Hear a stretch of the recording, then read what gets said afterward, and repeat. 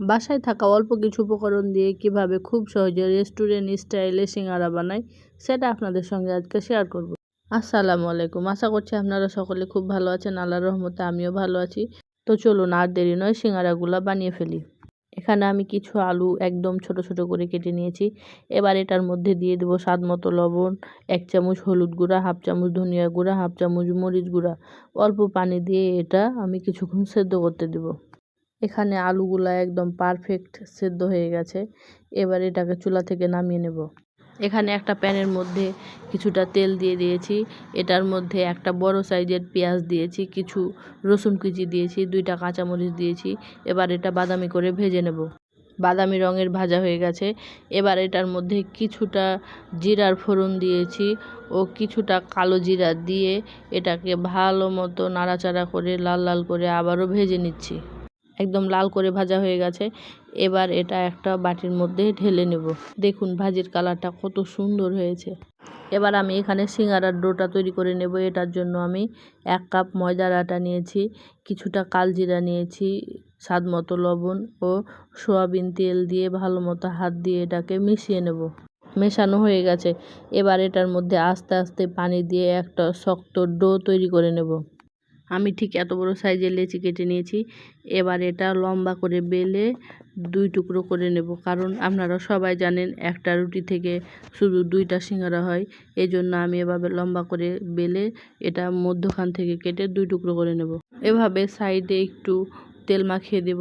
এবার এটাকে একদম কোণের মতো ভাঁজ করে চেপে উল্টিয়ে দেব। এবার এটা ঠিক এরকম কোণের মতো হয়ে গেল।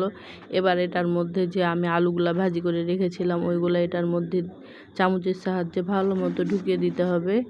এবার এটাকে এক সাইড থেকে চেপে এভাবে আনতে হবে। এবার এই দিকটাকে টেনে এ সাইডে এভাবে লাগাই দিতে হবে, তাহলে তৈরি হয়ে গেল একদম পারফেক্ট সিঙ্গারা। চলুন আপনাদের আরও একটা তৈরি করে দেখাই আমি ঠিক কীভাবে তৈরি করছি। এটা আপনারা ভালো মতো মনোযোগ দিয়ে দেখুন। আমি ঠিক এভাবে একটা কোণ তৈরি করে নিলাম। এবার এটার মধ্যে আলুগুলা আস্তে আস্তে চেপে চেপে দিয়ে দেব। এবার ঠিক কিভাবে মুখটা বন্ধ করছে আপনারা ভালো করে খেয়াল করেন। এভাবে এক সাইড থেকে চেপে ওই সাইডটাকে আবারও এভাবে টান দিয়ে এই দিকে নিয়ে চলে আসতে হবে, তাহলেই একদম পারফেক্ট সিঙ্গারা তৈরি হয়ে যাবে। এভাবে আমি সবগুলা সিঙ্গারা একে একে তৈরি করে নেব। এখানে আমি একটা প্যান বসিয়ে দিয়েছি। প্যানের মধ্যে বেশ অনেকটা তেল দিয়ে হালকা একটু গরম করে নিয়েছি। এবার সিঙ্গারাগুলো আস্তে আস্তে ছেড়ে দেব। এবার এটা এই পিঠ ওই পিঠ করে আস্তে আস্তে ভাজতে হবে অনেকটা সময় নিয়ে। এটা ভাজতে প্রায় 10 থেকে 12 মিনিট সময় লাগবে। আমি ঠিক এভাবে অনেকক্ষণ সময় নিয়ে আস্তে আস্তে লাল করে ভেজেছি। এবার এটা তেল থেকে ছেঁকে একটা প্লেটের মধ্যে সবগুলো এভাবে আস্তে আস্তে ভেজে উঠিয়ে নিলাম। একটা আপনাদের ভেঙে দেখাচ্ছি, দেখুন কতটা পারফেক্ট হয়েছে। এভাবে আপনারা বাসায় একবার ট্রাই করে দেখুন, আপনাদের অনেক ভালো লাগবে। বিকেলের নাস্তায় ঝটপট আপনারা বানিয়ে ফেলতে পারবেন। নিজের হাতে তৈরি করা জিনিসের স্বাদই যেন অন্যরকম হয়ে যায়। ভিডিওটি আপনাদের কেমন লাগলো কমেন্ট করে জানাবেন।